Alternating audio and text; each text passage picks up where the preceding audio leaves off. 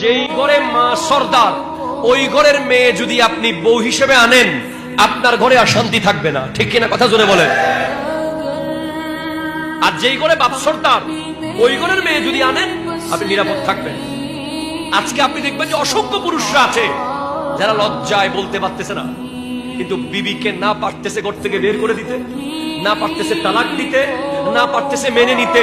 তাদেরকে আমরা বলবো সাইয়্যিদা ফাতিমাতুজ জাহরা রাদিয়াল্লাহু তাআলা আনহা, নবীর বেটি, যার ইশারায়, যার সিজদায় জান্নাত থেকে চুলায় খাবার চলে আসে, যিনি তাহাজ্জুদে সিজদায় গেলে ফজর হয়ে যায়, যিনি রান্না করতে করতে কোরআন খতম করে, উনি রাতকে রাত হযরতে মাওলা আলীর জন্য ঘরের দরজার চৌকটে দাঁড়িয়ে থাকতেন। এখন অনেক পুরুষরা ঘরে এসে দেখে বিবি ঘুম, যাওয়ার সময় দেখে তার আবারও বিবি ঘুম। যখন পুরুষরা তার স্ত্রীর কন্ট্রোলে চলে যাবে, আমার মা বোনরা ওয়াজ শোনো, তিনি নিজেই শরীফের হাদিস, আপনারা